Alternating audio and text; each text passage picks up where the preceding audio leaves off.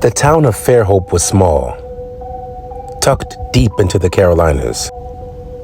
A place where neighbors waved from their porches and children rode bikes until the streetlights came on. But just beyond the town's edge stood a relic, an abandoned church called Brimstone Chapel. For decades, it was whispered about, never visited. Its doors were chained shut, its windows blackened with soot, its steeple tilting like a crooked finger pointing at the heavens. Local legend said the church caught fire in 1962 during a sermon. Witnesses swore they heard screams long after the flames had been put out. No bodies were ever recovered. Most people avoided Brimstone Chapel, but not everyone. On a stormy October night, a group of 4 friends, curious, reckless, and eager for a thrill, decided to step inside. The lock on the chain was rusted. One push, and it snapped open. Inside, the air was heavy, thick with the scent of ash and mildew. The pews were warped, charred edges reaching like broken teeth.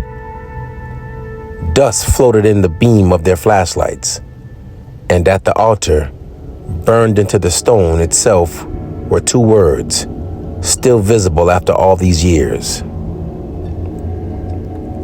The friends laughed nervously, insisting it was probably the work of vandals.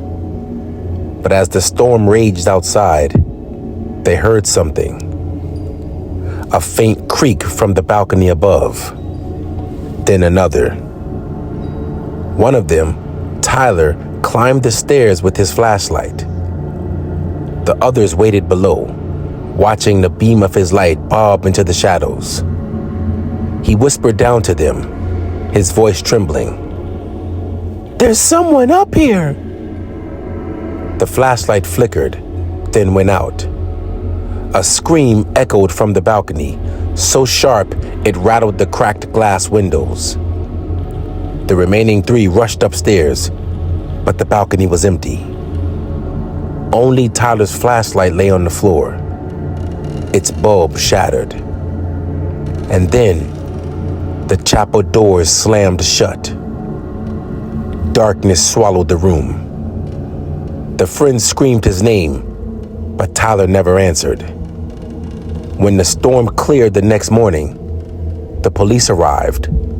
The doors were chained shut again, the lock intact, as if no one had entered at all. And Tyler, he was never seen again. But days later, the townspeople noticed something new. Above the chapel's door, scratched deep into the wood, were the same 2 words that had been carved into the altar.